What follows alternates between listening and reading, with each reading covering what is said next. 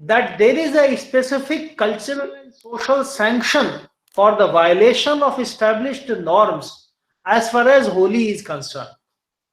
So on normal days, you may not joke with somebody who is much senior to you, either in terms of age or in terms of power or in any other terms. But on the day of Holi, you are allowed all the freedom. You have the liberty. So you can take people's furniture if it is left outside their houses and put it in the holy fire. And similarly, you can you can take many other licenses, including licenses in terms of sexual behavior, or rather, if I can put it that way, joking with people and making all kinds of talks which would otherwise not be regarded as permissible.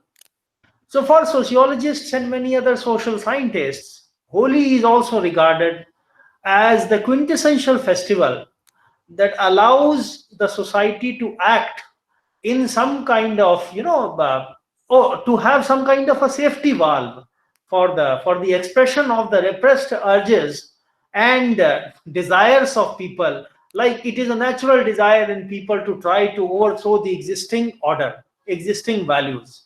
So once a year you have the license to overthrow the existing values, norms, etc., and devise your own norms. And it was sanctioned. It was sanctioned by the king, by the state, by the authority, by religion, by everybody. So I would say that in that sense, Holi has played a very, very important role in the shaping of the consciousness in many parts of India. And of course, along with this, there is the other aspect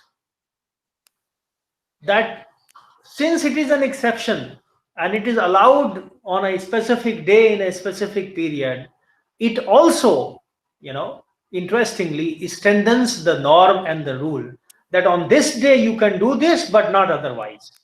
And therefore, given this specific context within which the festival operates, the analysis being undertaken by Dr. Janaki Abraham here becomes very, very important, because she focuses on the production of relations like gender, caste, neighborhood, etc., in the context of Holi. And as I said, that it is both an affirmation and a violation in different ways. So I will not go any further on this subject. This is a subject close to my heart as well. But we are here today to listen to Professor Janaki Abraham. So without further delay, now I would like to welcome her to this webinar and invite her to proceed with her lecture. Thank you, Dr. Mishra. I'd like to start by thanking the Nehru Memorial Museum and Library for this opportunity of being a fellow here. It has been a distressing year all around, but it's been a privilege to be a fellow at the NMML. I'm grateful to the director, Mr. Ravi, the deputy director, Dr. Ravi Mishra, the former director, Mr. Shakti Sinha, all of whom have enabled me to do this work. And I'm also very grateful to Delhi University and my colleagues in the Department of Sociology for enabling me, helping me get this leave, and for their support. So let me start. The paper is called Holi and the Production of Gender, Caste and Neighbourhood Spaces in a Town in Rajasthan. The Spring Festival of Holi is one of the biggest public festivals in the western Rajasthan town of Bikaner in North India. For a week before Holi, the walled city is agog with festivities. There are many unique rituals, customs, and performances practiced as part of this celebration, including all-night performances in some mohallas, a ritualized appearance of an Isht Devi or Devta of the mohalla, that's a lineage deity. Holy celebrations with flowers and songs at a temple, and among other things, the ritualized playing of Holi between people of two mohallas. All this before the full moon night, on which large bonfires are made in different mohallas, in which it's believed that the ardent devotee of Lord Vishnu, Prahlad, escapes the fire while his father's sister Holika is burnt. The festival of Holi then is considered the triumph of good over evil. The day before the bonfire, the day after the bonfire, are called Deity. Holi is played with color and colored water and a lot more now. And people who played there, all over North India will know the kinds of things that now are part of playing Holi, marking the end of winter and the beginning of spring. According to the Hindu calendar, lunar calendar, 2 weeks later, the new year starts. The end of Holi also marks the beginning of Gangor Puja, the worship of Parvati by Hindu women of privileged caste, and then 8 days later comes the worship of Sitala Mata, the goddess of smallpox, and the festival around a temple dedicated to her in one of the mohallas of the walled city. As elsewhere in North India, for weeks the markets are filled with Holi colors, pitchkaris, water guns of all kinds, masks, wigs, fancy hats, and so on. The carnivalist nature of Holi is evident in the multicolored hair and masks of jokers, ghosts, and of various animals. For days before Holi, I saw little children in the mohallas in Bikaner wear their masks, and at the late night performances, a couple of people in multicolored hair. Holi is often referred to as resembling a carnival, as Dr. Mishra mentioned, a period in which inversions and corruptions are possible. Latmar in Mathura is famous, and Mick and Marriott's 1966 piece vividly sort of describes women chasing men with their lathis and describes his own sort of sore shins. One example of the inversions Holi may provide, even if in some cases they are symbolic. Marriott's descriptions of all castes, including Muslims in the village near Mathura, where he did fieldwork, standing around the bonfire, pointed to the possibility of an equality that Bakhtin writes about as a feature of the carnival. In contrast, in Bikaner, I will argue today, few inversions seem to in fact take place. Instead, a hypermasculinity and femininity come to be performed and are productive of what it means to be a man and a woman in Bikaner.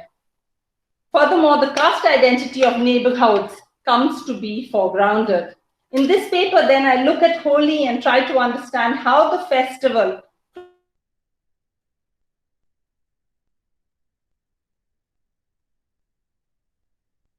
study I've been doing as a fellow in the Nehru Memorial, and I'd like to very briefly mention what this project is about. Project is very much still work in progress, and given that in the last year one hasn't been able to I haven't been able to be in Bikaner, fieldwork will continue. The study is an attempt at understanding town spaces and their transformation through the mutual constitution of gender and space. In doing that, I focus on neighborhoods and changes in these. I do this by looking at domestic spaces and neighborhood spaces. A view of neighborhood spaces through Hindu and Muslim veiling practices, women's paid work, and festivals. And this, what I present today, will be part of what I hope will be a larger chapter that will look at Holi, Gangor, Muharram, and Eid as celebrated in Bikaner, 4 important festivals in the walled city. Through each of these, I seek to understand a gendered mapping of the town through neighborhoods and simultaneous production of caste, religious identity, and class differences. This study is based, as I said, on ongoing fieldwork in Bikaner, in the walled city, and in the Valmiki Mohalla just outside. Although my focus is the walled city, of course, Bikaner's new colonies with state-of-the-art, housing colonies present an important comparative to think with. The pandemic has unfortunately severely impeded fieldwork, and in the last few months, after things improved in Bikaner, which was very badly hit by the pandemic, I have been carrying out what I'd like to call telephone ethnography. Before I proceed, let me then mention that the study of towns in India is crucial, given that they're a site of tremendous social change, and in recent years have, of course, been a strong focus in state policy. Towns have by and large been neglected site in social science literature, with the initial focus on Indian villages and then post-globalization, the focus on large metros. However, the interest in towns, it's come in waves, and I won't go into the detail. There's now a growing body of literature and a growing interest in towns. Town spaces have occupied something of an in-between position between the village and the large metro, sometimes being clubbed with the city, sometimes being clubbed with the village. Early literature in India that concerned urbanization and the rural-urban migration saw towns and cities together. Others have clubbed, so in international literature, they've clubbed the town with the village together in opposition to the big city, like Simmel's article on Metropolis and Mental. Here, individualism of the city is contrasted with the burden of tradition in small town and villages. Bikaner is an interesting site from which to look at these formulations and think about towns.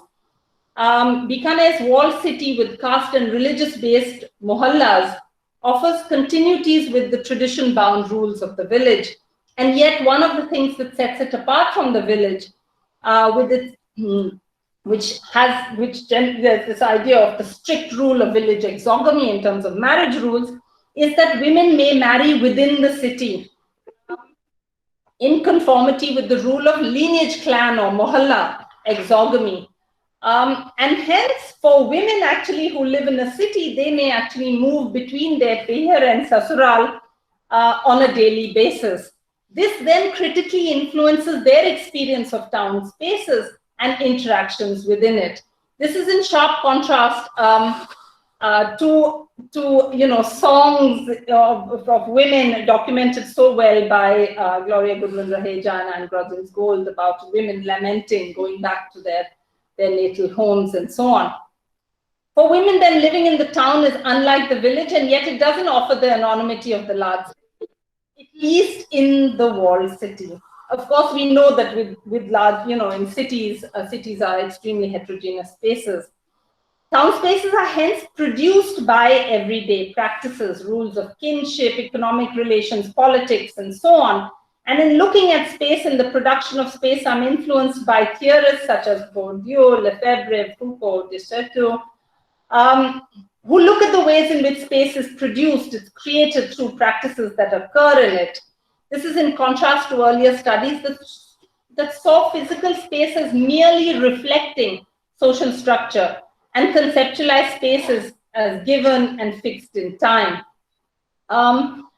So these theorists and others, such as several geographers, look at the way in which the category of space and exploring the relationship between spatial relations and production of power, meaning they're looking at spatial relations and production of power. In particular, there's a growing body of work that focuses on how space and gender are mutually constituted. But let me jump in, since we don't have a lot of time, and briefly introduce to you Bikaner. Established roughly 550 years ago, Bikaner, now the 5th largest city in Rajasthan with a population of 0.65 million, according to the 2011 census. Its walled city is organized on the base of caste and religion, such that Hindu and Jain mohallas are named by their caste or caste lineage, and Muslim mohallas by their occupational groups. Dalits, or those groups classified by the state as scheduled caste, live just outside the walled city in different settlements scattered around the circumference of the walls of the city, close enough to service it and yet outside, as caste rules of purity and pollution were seen as warranting. Rajputs live outside the walled city in and around the palace where the Rajput Maharaja lived and where his family continues to live. Since independence, new colonies have been formed and erstwhile panchayat areas have become part of the municipality. Caste rules and divisions then constitute Bikaner's geography and everyday life. The wall around the city is now in considerable disrepair, and walking to the Dalit mohallas from one of the southern mohallas involves exiting through an area where the wall has collapsed. Exiting the walled city is a reminder of the thresholds of untouchability and touchability, the geographies of caste distance, but also the caste-structured histories of poverty and deprivation. At the same time, the study of rituals and festivities inside the walled city express the privilege and, most of all, the reproduction of caste identities. Holi in Bikaner. One of the One of the first events to take place at the beginning of the Holi celebrations in Bikaner is the Thumb Puja. The thumb or pole is supposed to represent Prahlad and is considered to have Brahma, Vishnu, Mahesh and Ganesh around it. The puja is done by a Brahmin. Once it's put in the ground, people believe that no Shubh Karya, no auspicious events should take place, such as weddings, naming a child, and inauguration. And this lasts till Sitala Ashtami, 15 days later. The Thumb Puja then establishes in time and space a period of exception, really, a carnivalist-like in nature in some respects. It's called Masti Ke Din, days of fun and festivities. During these days, there are what I have experienced as a mind-boggling number of events. The more I learned about them, the more I learned, the more I heard about new things that took place in these days. Today, I look closely at 3 of the important Holi events in the walled city that I was also able to attend when I was there exactly 1 year ago, just prior to the pandemic starting in March. The Ramat at night in a Mohalla, this performance, the celebration of Holi with flowers at a temple in the walled city, and Holi played with water between members of 2 mohallas. In doing this, I'd like to pay special attention to the emotional landscapes of the town through these different events, taking cue from a now growing body of literature in urban studies that takes seriously emotions. This, I think, is particularly interesting in looking at gender and at emotional landscapes in the field of Holi, and in looking at how emotional landscapes during a festival of Holi gives content to gender. The tradition of Ramat in Bikaner is elaborate and its expression is somewhat unique. While it is performed in some other cities in Rajasthan, and I don't have a full understanding of that yet, but in Jodhpur, in Jaisalmer, in Mehta Road. In contrast to these places where there are now new troops that perform in villages starting in September when the weather improves, in Bikaner, these performances only take place for these 6-7 days prior to Holi. The term Ramat is believed to come from the word Ram, which means play, entertainment, and it's believed to be over 300 years. That's how recently an article in the newspaper talks about this history. It's based on this narrative form Khayal, and Komal Kothari actually has spoken, elaborately about this form. It actually moves between that and a form more popular seen in parts of North India, Nautanki. Men perform both male and female roles, as was traditionally done. And the stories are of different characters. They're generally brave men of the past, the relationship between a king and a queen, and even politics. Many of the stories performed are now famous Nautanki stories, such as Amar Singh Rathore, which was even performed in Delhi on a theatre, on a stage, or Hadao Meri. There are other smaller stories and also improvisations of Khayal that take place and that are written every year. In the Barakwad Mohalla in Bikaner, for instance, there is a person who is well known for writing Khayals, and last year, in fact, the Ramat took place last night, and I still haven't been able to read, what was performed. But last year's Khayal that was written actually had reference to, politics, to GST and NCT and even Shaheen Bagh, while also commenting on the declining culture of the Pushkarna Brahmins, which he said no one really understood or took it seriously. Growing expenses, conspicuous consumption, samajik akal hai, he wrote. There's a crisis in the community. So the space of the Ramat then may also address issues faced by the community. What is distinctive in these performances is that in these 6-8 days before Holi, so far, all Ramats are performed by Pushkarna Brahmins in the walled city. This is in contrast to the shifts taking place elsewhere in Rajasthan, where Brahmins perform less and less and other castes have taken over. The Ramats mostly only take place in Pushkarna Brahmin Mohallas as well in the walled city. There are two exceptions to this. One is the Barakwad Mohalla, which is Barakwad, which means 12 of 12 castes, and the other is the Damani Chowk, which is of well-to-do banyas of traders who sponsor a Ramat, but in both cases, the performers are Pushkarna Brahmin.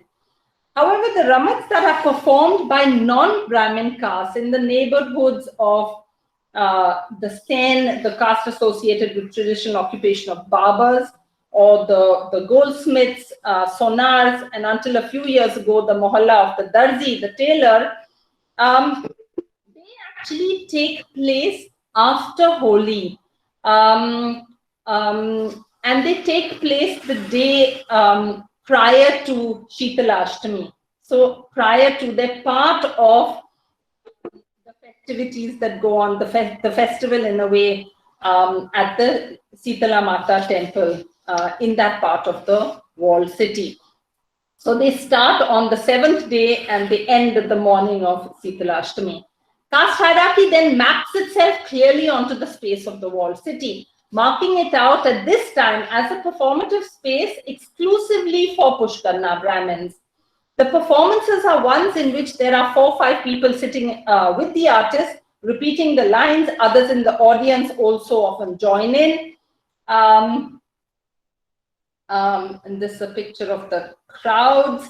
This is with people speaking, joining in with the dialogue and sometimes joking. A woman in her 80s recalled jokes of, she remembered when she was a young girl going to watch a Ramat with her grandfather, and she said there was this hefty man with big muchas and he was playing the wife of Amar Singh Rathore, and her grandfather said, you know, Bissa ji, ghungat niche karo, mujhe dikh rahi hain.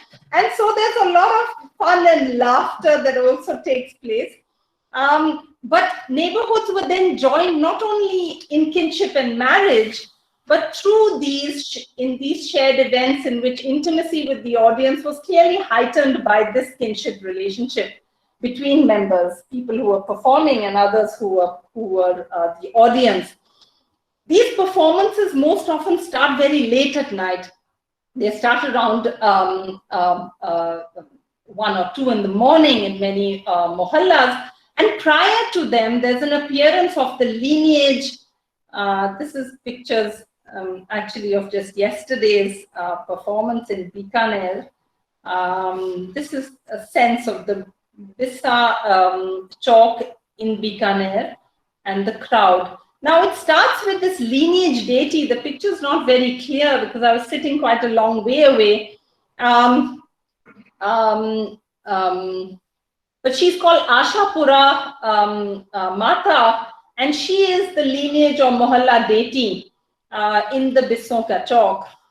In some cases, the deity, I mean, what is the god that comes before the Ramat starts is Ganesh, and this is from one of the Mohallas in Barakwad, the Barakwad Mohalla.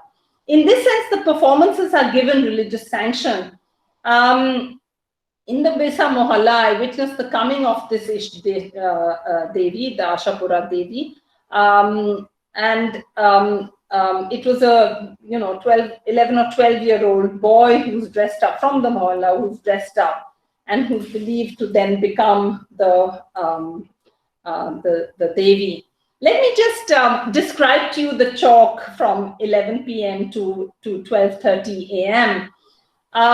It was 10 p.m. when we walked through the narrow gullies of the walled city towards the Bissa Chowk.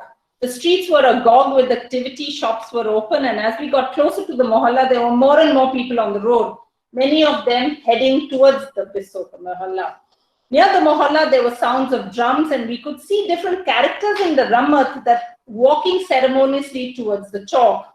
Once in the chalk, I could see on one side a stage with this large banner.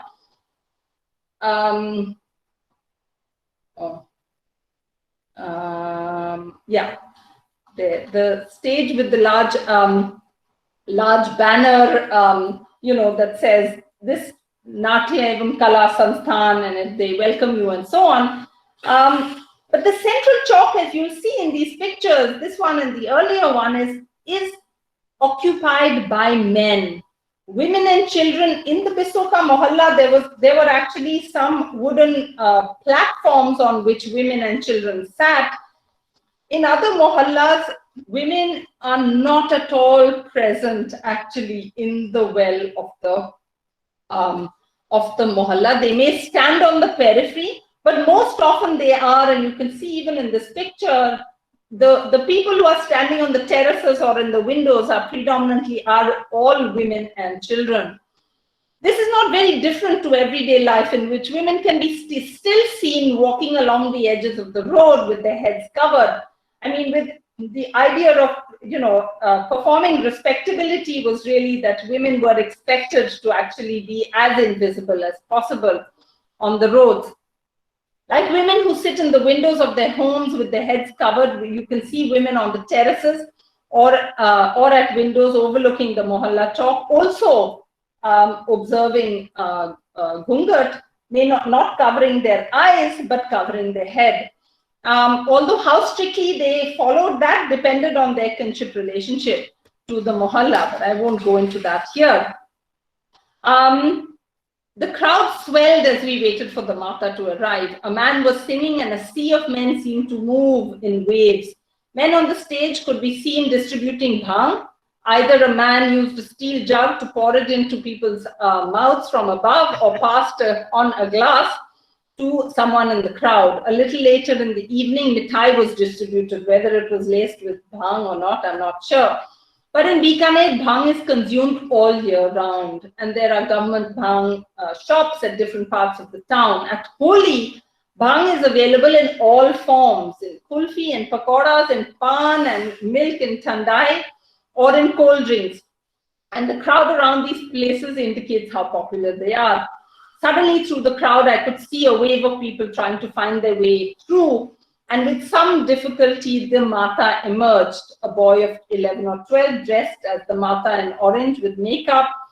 And she moved from one part of the stage to another. Men in the center of the chalk waving their hands or clapping, almost like they were in a trance.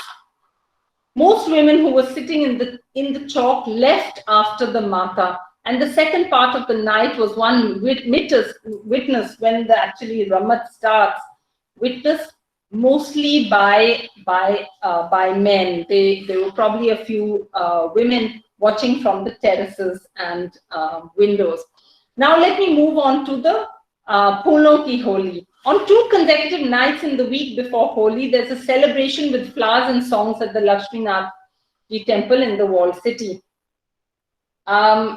Taking photographs was prohibited, so I just have a picture of the temple. This is one of the biggest and most revered temples in the walled city, dating back to the 16th century, and it's like a neighborhood for people who live in the walled city. 2 men, the Punakai Holi started around 9 p.m. and takes place in this courtyard that you can see in this picture on one side. 2 men led the singing. One, I was told, was from the Sonar caste. The other was a Pushkarna Brahmin. The men leading one was in orange long kurta with a pagadi. The other shorter man wore a more ornate kurta with gold, long earrings with blue stones to match his kurta, and also a pagadi. And there was another person playing the drums. The songs sung were of Fagun, of the month, the coming of spring. These were songs that many who were present there could join in. In the space of the courtyard, men and women sat on opposite sides, but there were a greater number of women, many more women than men. place of the temple was then a contrast to that of the Mahalla, where men occupied the Mahalla's central space, the chowk, and women primarily occupied terrace spaces and windows. But apart from the contrast in the gendered space, there was a sharp difference in the emotional landscape. There was a beautiful atmosphere of celebration in the temple. Red roses were thrown up in the air, a contrast to the marigolds, and yellow flowers played in the Mathura Vrindavan region. They scattered everywhere. Another man threw pink and yellow gulal, and perfume from a can was sprayed around. A few men joined in dancing. One woman even stood up and danced. The emotional landscape, it was gentle. At the Ramat in the Bissa Chowk, I could witness the energy of the crowd of men in the well of the chowk. The clapping, the singing, the calling out created what, I mean, you could sense from a distance. It was a kind of Durkheimian collective effervescence. In the temple, I experienced this effervescence even as an outsider. And yet the absence in the audience pointed to the exclusions evident in the caste geographies of the town. Conversations with people in the Valmiki Mohalla affirmed this. They didn't visit the temple. They didn't attend this celebration. We played with water between two neighborhoods. 3 days before Holi, there's a ritualized playing of Holi with water. And not color, between men and boys of two adjoining mohallas, the Vyasas and the Harsh lineage. In a desert ecology, water was in short supply. So it's interesting that this play with water exists at all. And I haven't come across any references yet on how old this tradition is. The Harsh lineage had a lake just outside the walled city, and the Vyasas a well, and the fun was to see whose water ran out first. Water would earlier be carried in containers made of leather that we were familiar to seeing in Old Delhi, for instance, and a small mug-like container called the dolchi, with which men flicked water at each other in the way in which you can see happening in this picture. Now tankers of men come through the lane filled with huge carts of water, filling huge carts of water that are positioned along the street. And plastic mugs or truncated Bisleri bottles take the place of the leather mugs, although you still see some of the dolchi. The play that takes place over hours takes on many forms. One is of men by standing splashing water on each other's back. They belong to different mohallas. The water clearly stings when thrown with such force. And the group of men standing around look out for the man's changing expressions, his wince, or any other expression of pain. This masculine play is carried out by children, young adults, and older adults.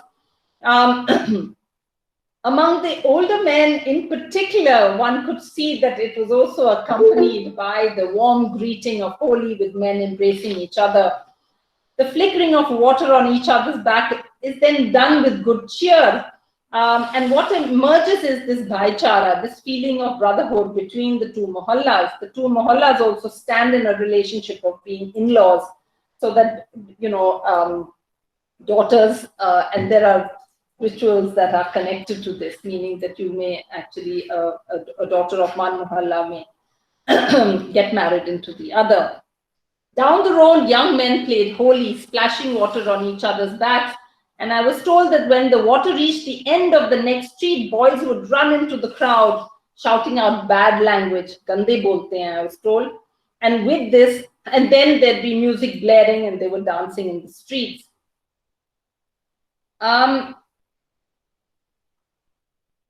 This is women on the terrace, and I was also perched on one of these terraces. But YouTube videos taken further down the lane from where I was perched on the terrace indicate a heightened play of masculinity. As the afternoon progressed, there was a huge crowd of men jostling and swaying, and argument, anger, and altercation broke out and needed to be broken up. And then there were young men running into the crowd and crash landing on others. An elderly person I interviewed, Mr. Srilal Mota, said with some anguish, the festival is one of prem and bhaichara, of love and brotherhood. He seemed to lament the turn it had taken. It seems that the multiple influences of cinema, politics, consumption has for young people fed into a performance of masculinity at this festival, which is quite different from even a generation before. Women I spoke to said they rarely went out during Holi because men would often, sit in the middle of chalks and comment. One woman said to me that, in a way, Holi is this permissive time and men speak filth, and there is this belief, in a way, you're cleansed of it afterwards. There are many other events that happen, and I'm not going to go into all of them. One of them is Falgunia football that happens in the Pushkarna, and this was from last year. You'll notice there's somebody dressed up at Trump here, somebody dressed up as our PM, and one person as the coronavirus in green. And so there's very innovative dressing and so on that happens at this, and then all the men play football together. On the full moon night, on the last day of the month of Falgun, Holi is burnt in different mohallas. People try to go around the fire, sometimes very close, but then sometimes they're running around.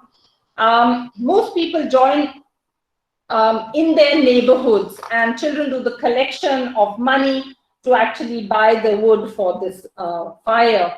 But in some neighborhoods, actually, Holika is believed to is burnt. The fire happens much later, and those are big. And people may often go to these places. Zyada raunak hai. So they may go after being in their neighborhood things. One of the rituals linked to this is that after the bonfire, you bring back some of the burning embers to your house and you make papad on it. And in some mohallas, actually people, it was interesting that there was this thing that, okay, even, Muslims who live in the mohalla will come, will see the fire, then go away, and later on they'll partake on this papad, which is considered prasad. It's the day after this that Holi is played, and this is in one of the mohallas. This actually happens in the evening. So Holi may be played in the neighborhoods or with your friends. Sometimes you may go to your in-laws' house, and I won't, go into those details. This is Tani Todna, which is this. It's like a rope that's tied across, and the thing is to try and break that rope. And after this, actually, people go home and they say, okay, now that's the end of Holi. You go home and you have your bath. And in a way, Holi comes to an end, except that the festivities go on till Shitala Ashtami. And like I said, there's Ramat then just before that festival. Let me quickly conclude then. So what am I trying to do? This is very preliminary work in a way, trying to get my head around all these, the many different kinds of rituals and customs that take place at this time. But in a context in which neighborhoods in the walled city in Bikaner are primarily organized on the basis of caste and religion, neighborhood rituals and events work not only to bring the neighborhood together, but simultaneously to reproduce caste identity. Holi in the walled city, and particularly the Ramats, come then, are represented not only as the pride of Bikaner, but the pride of the Pushkarna Brahmin community. And when you go online to various sites, you see that a lot. The exclusivity of this cultural space seems to be expressed by the fact that other castes, like the tailor or the goldsmith or the barber caste, their ramats happen after Holi. They happen at a different time. This ensures then in the week before Holi, the walled city is constituted as the space of Pushkarna Brahmins. While elsewhere in North India, Holi has been written about as this time when caste and gender transgression is permissible, the the transgression, there seems like there is very little transgression that is visible in Bikaner. In looking at the emotional landscape in Bikaner during Holi festivities, tells us not only about how townscapes are constituted at certain times, but something about gender performances. The contrast in the emotional landscape of the different events around Holi is instructive of the sharp contrast between performances of masculinity and femininity. This masculinity is not just, seen in this playing with Holi or in the men at the rammats, or even this on playing, men with their dandas, quite boisterous when they actually play Holi with color. But in a way, the performance of masculinity at Holi is critical to the reproduction also in a way of caste power. The pride of the Pushkarna Samaj expressed on the internet, but also expressed in the exclusions from collective life that are visible, say, in the Lakshminath temple. So in a way, it is that while caste and religious composition of neighborhoods in Bikaner has changed quite dramatically, what's interesting for me is that rituals and festivities such as at Holi then produce and reproduce that caste identity, the central caste identity of the neighborhood. Thank you. Thank you, Professor Janaki Abraham. We are now open to questions and comments from all the participants. You can raise your hand or directly ask the question.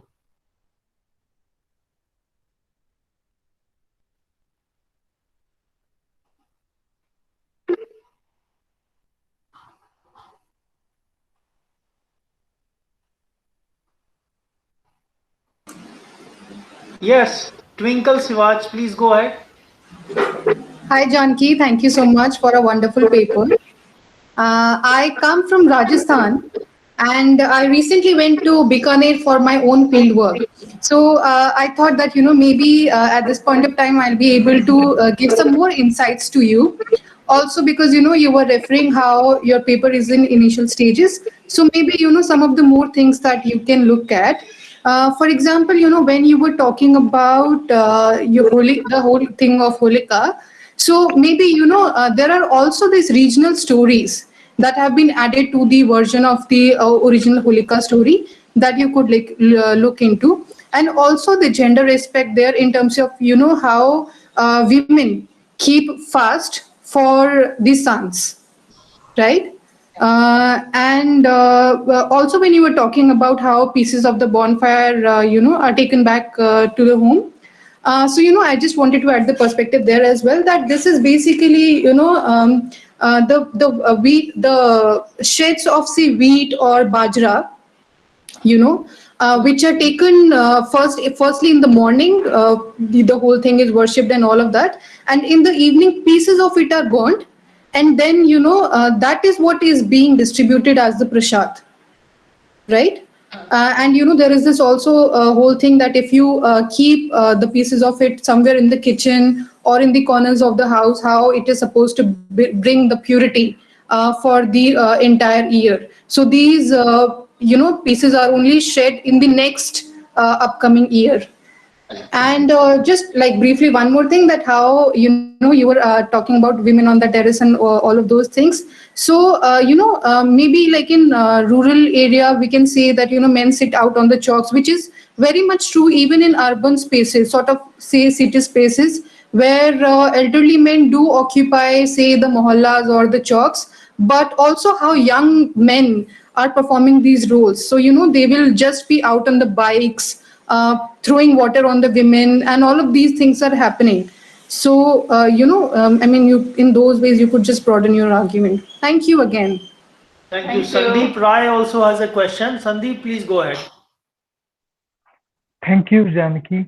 That was wonderful.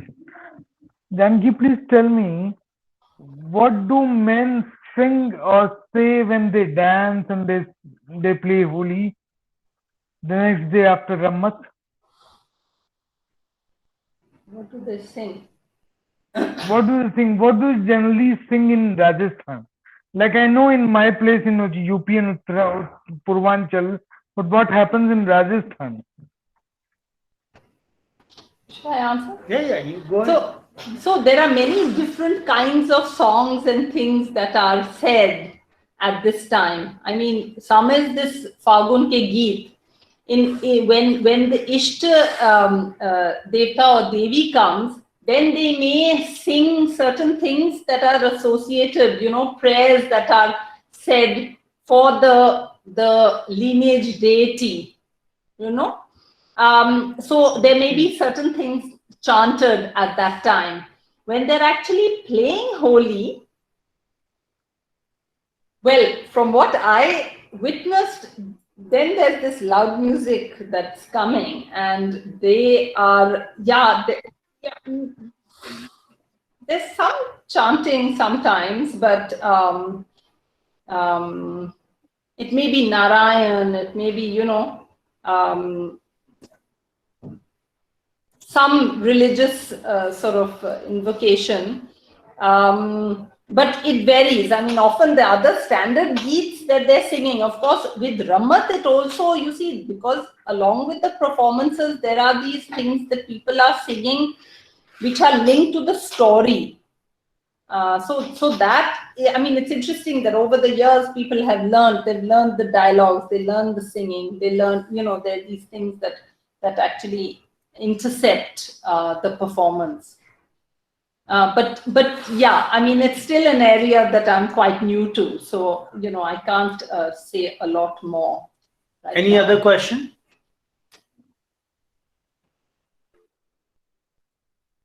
Thank you, Janaki. Saurav Kumar Rai. Yes, Saurav, go ahead. He is asking, do you think that Holi at Bikaner serves the same purpose of deep play that Clifford Geertz has talked talked in the context of just a moment. The Balinese cockfight. Yeah, I couldn't read it. Yeah. The Balinese cockfight. I'll have to think about that.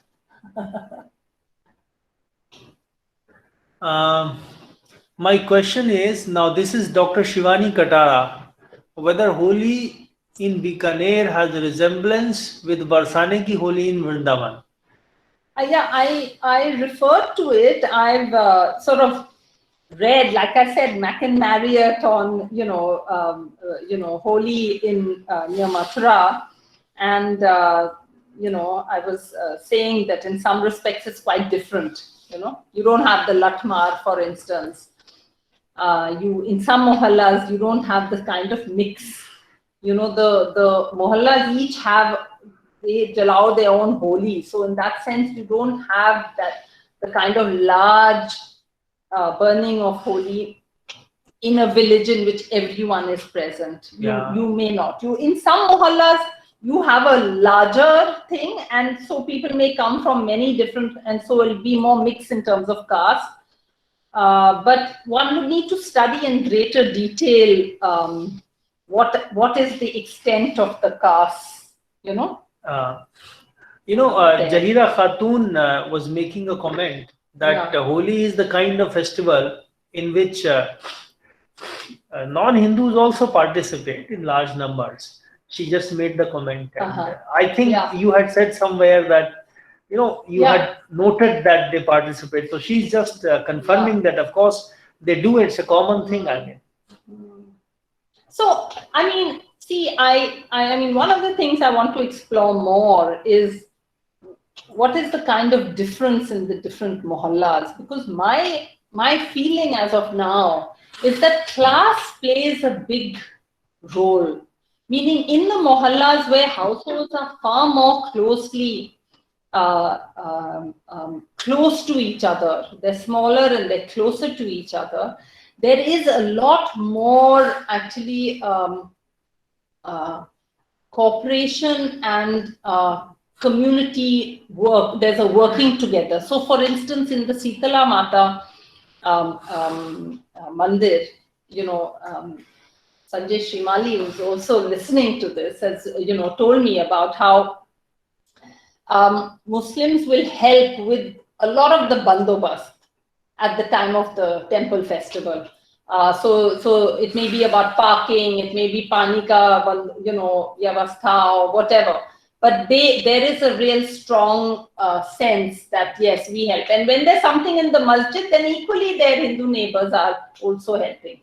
So there's a very strong sense ki acha bhaichara hai, we live together, we cooperate with each other, we help, in other, like some of my other friends in the Muslim mohallas, when I said, the Holi jalta, do you go? And they said, nahi, hum nahi jate.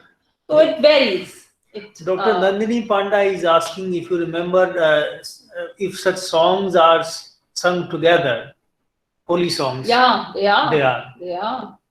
They are sung together. And there are lots of festivals I haven't gone into. Like I said, there are so many things going on. So there are lots of festivals, lots of rituals and things linked to women and girls, songs that are sung together. There's a whole life. I mean, there's clothing, one can say a lot about the colors that women wear and the ways in which, act around Holi. And I have another set of comment.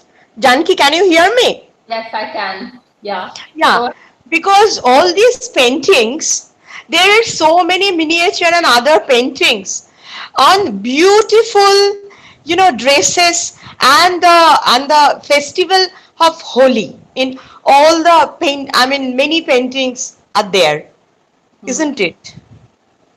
Yeah, I haven't yet been able to explore this, but I know there are a lot of, miniature paintings also depicting women playing Holi. But this is something that I would like to. I haven't yet actually been able to really explore that. Yeah, thank you. Wonderful.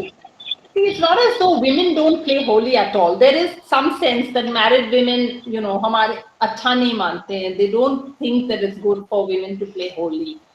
If women play Holi, they play it in the angan of their homes. They play it with other women or they play it with men younger than them.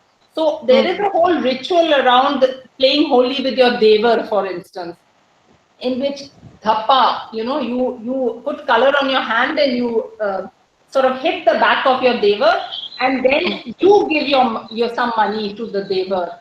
So men may go back to their in-laws' house in order to play. But like many women actually explained to me that, sabka interest alag-alag hota hai. So some people actually want to play, others don't want to play. Harish Narayan Das wants to ask if you can read. Is it possible that Holi is a way of producing community in the face of a possible and impending calamity to be caused by Shitla, apart from the other things you have signaled, especially in the inter-mohalla, one plate with water?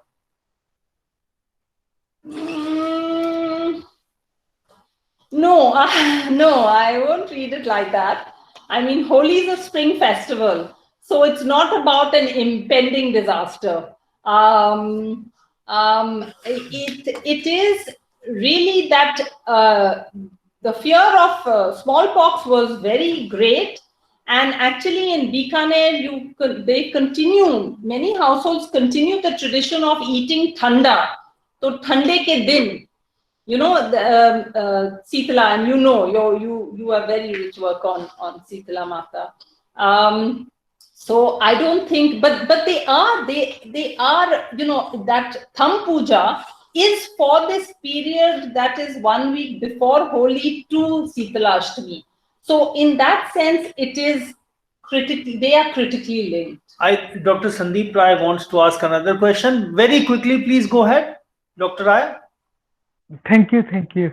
Janaki, please quickly tell me, what could you note about the Bikaner Holi in terms of inversion that we usually do in sociology?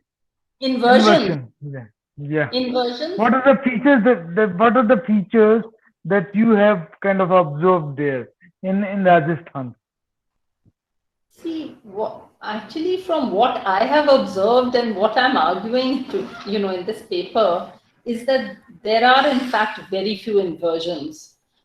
So it's, I mean, for any woman, sexual harassment is an everyday feature. Now, for men to have a period of license, there is this idea ki acha, jitna bhi, whatever you have, you say it out, and then the rest of the year you don't say it out, but it doesn't quite happen like that.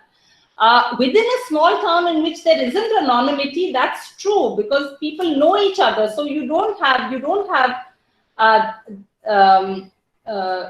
those kinds of cases, say, in a mohalla in which people, but of course, even the commenting. I mean, my last paper was on, looked at this Patha system and men occupying these areas. And so that I was trying to say that in those respects, and even in the play of masculinity, you don't actually see huge inversion. The inversion is, yes, men are cross-dressing, so that's quite significant. It is a time in which that is permissible. In a context in which heterosexual marriage and certain norms of dressing are actually very strong and entrenched. So that is one kind of inversion which I think is very interesting. I think we also have a question from our fellow here, Dr. Kemi Sampson. Ma'am, to what extent are the women and girls allowed to trespass the social norms and the values in the Holi, and is there a differentiation between across the caste groups? Yeah, that's an interesting question. So I see. One is that my sense is that there's very little transgressive space for women during Holi.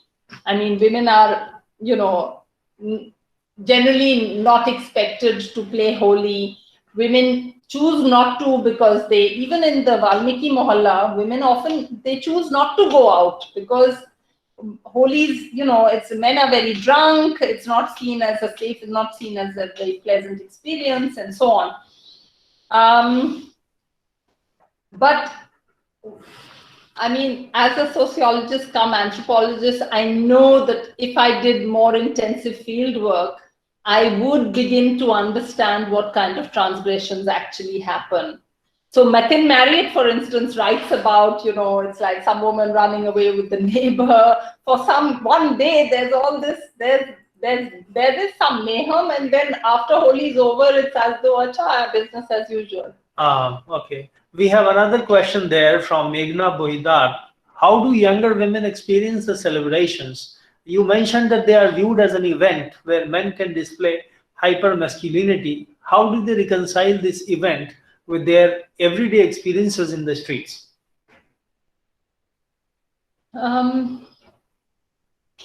See, young girls often play Holi. They may play when they're very young with their brothers and in the mohalla and so on. But after a certain age,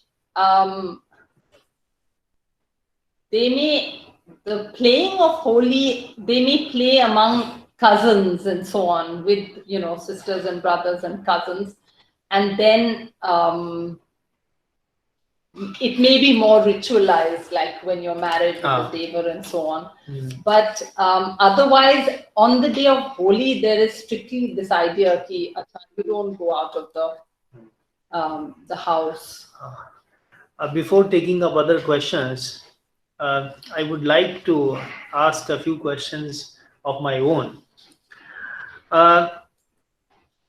With all the limitations of the field work that you mentioned in the last 1 year, you have still done that observation of the walled city of Bikaner, and you have given the central argument that, of course, the ritualized performance of Holi is there.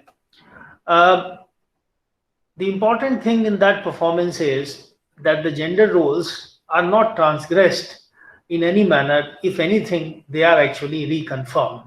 That's what your argument is. Now, and you also talk about how when it is believed that men can sort of say out everything that they want to say and be cleansed after that, and obviously it does not happen, and you are absolutely right. So this cannot be treated as a case of inversion at all, because men keep saying these things probably throughout the year, if I'm not mistaken. So, so this cannot be called a case of inversion. Inversion would have been women saying it. So, according to your evidence, that is not happening in Bikaner at least. So, this is of course absolutely fine. And the question that comes to my mind is, what explains this lack of inversion of values?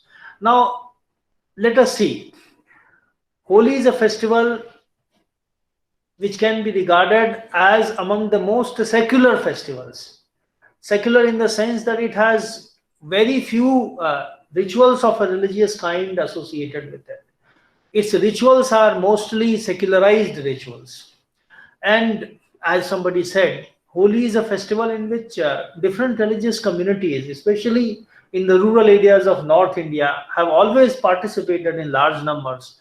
And in fact, it has happened only in the last few decades that people of other communities, the non-Hindus, sometimes because of certain teachings of certain local Maulvis, etc., they might sort of want to stay away from it.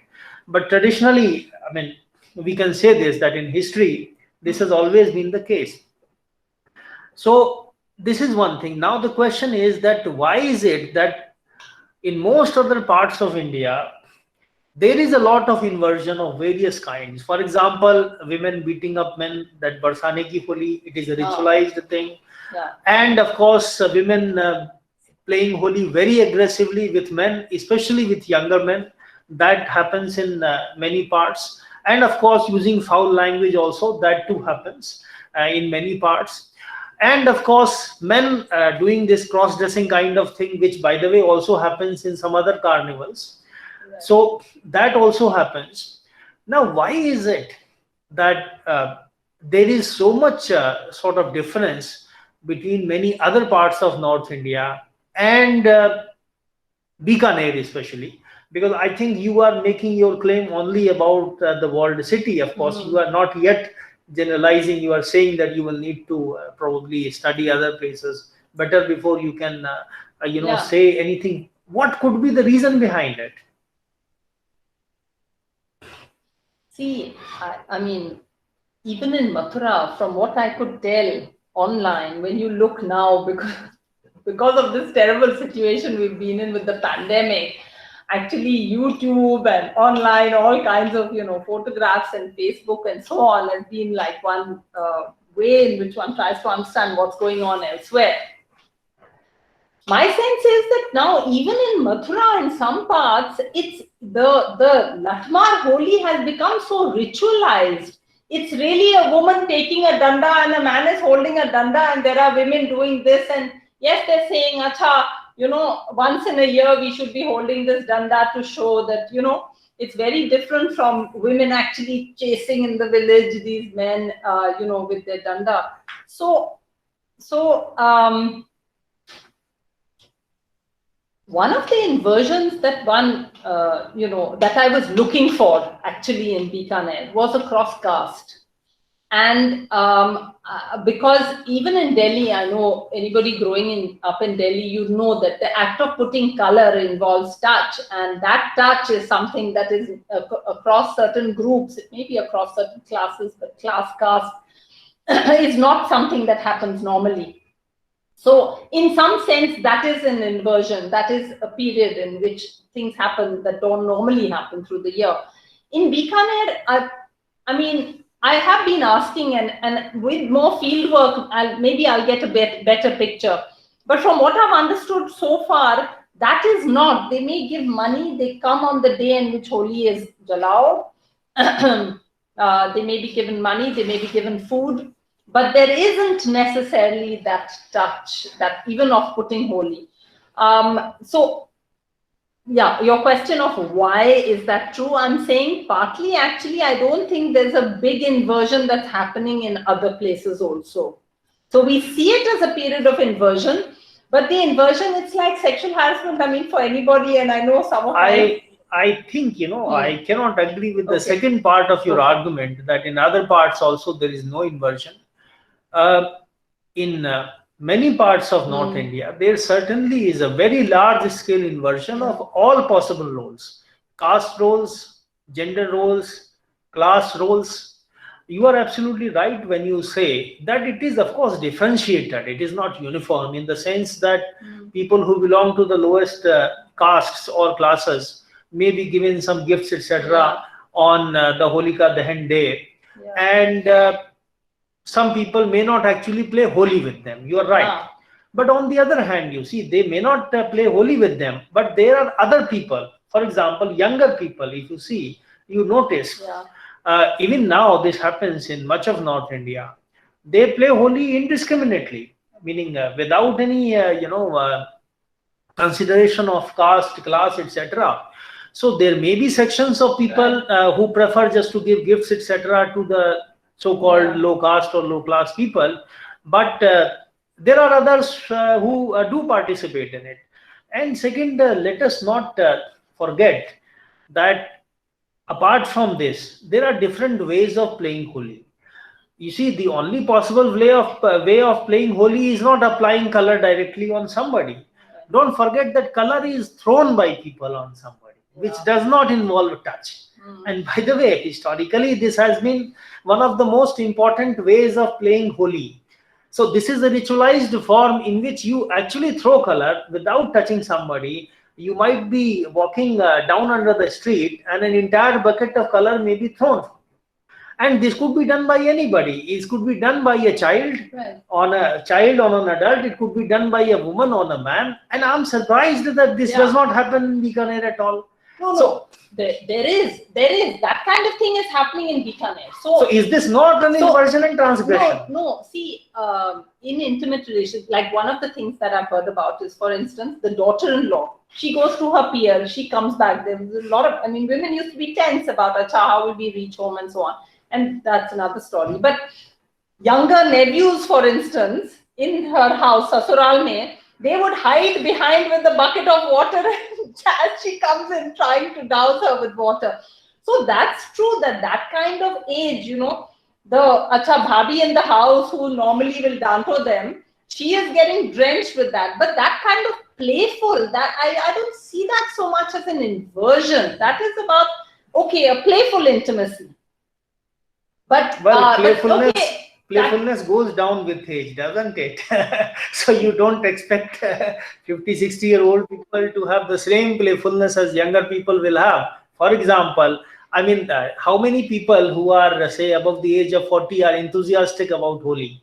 But you will see that people who are younger, especially children and young men and women, they are generally enthusiastic. And I think this happens in the case of many other festivals also. So what I'm trying to suggest to you is that maybe you are overemphasizing on the performative behavior of people who are older in age. Maybe you should give more emphasis on younger people, because you see, these festivals are meant mainly for younger people. And let me tell you from historical evidence that even at the time of independence in many parts of North India, the older people did not play color at all. What they did was, this was a custom in Uttar Pradesh, I can tell you, that people, for example, whose children were grown up in the sense that children were of marriageable age or were married, what was their normal behavior in Holi? And this I can recall, of course, from my own childhood, but I have heard stories from my parents, elders, etc. So I can tell you that the normal practice in many parts of Uttar Pradesh was that the older people did not play color at all, except on very, very, limited occasions and with very few people with whom they may have some special relationship. The normal custom was that the color was played from around 9 o'clock in the morning to about 12 o'clock. And after that, it is the older people who will go out, meet each other, and they will just apply a tika and for bhaichara, they will embrace each other. So this too is a celebration of Holi. This happened in many parts of. I'm sure I will get a very different picture if I did fieldwork in Bikaner's colleges. That I'm sure about. Unfortunately, I haven't been able to be there, and I haven't been able to also have those conversations with people yet on the phone. But I am sure that young men and women, young women are playing Holi in Bikaner, maybe on college campuses. I don't know. Delhi University now shuts, they have their midterm break on the Holi week because they don't want people to play. But students play anyway, whenever the last day is, they do play. And I'm sure that happens in Bikaner as well. If there is no other question, we will conclude this session here. One absolutely last question now. If anybody has any last question, we'll entertain one question or we will conclude. Bhatia. Yeah, Vinita Bhatia, please go ahead. Yeah, I basically wanted to say that you were just now mentioning about elder people not playing Holi. I don't think that's true. They may not be playing Holi the way youngsters play, but because it's a part of a religious festival, they all do put a little bit, they exchange color a little bit, with each other. Because it's considered to be, as they would say, since it's a religion, and that because it's a shagun, as they, quote unquote. So people definitely do. I mean, I know, for instance, that I live in Bombay. Even if you don't go down into the compound to play, they will come and put a little bit of color on you because it's considered to be auspicious. Yeah. No, elderly men in Bikaner youngsters out in the Mahala, sitting full of color. They want to play. It's it's an occasion. It's just that it's the I think the way both play is different. In the young crowd, it's more aggressive. In the elder people, more of a Yes. All right. Yes. I think we have had a very interesting lecture and stimulating discussion on the subject of Holi celebrations, ritualized Holi celebrations in the walled city of Bikaner. I thank all members of the audience who are here in large numbers for their very, very enthusiastic participation this afternoon. And of course, I thank Professor Janaki Abraham for delivering this lecture and sharing her thoughts on this subject with us. Thank you all. Thank you.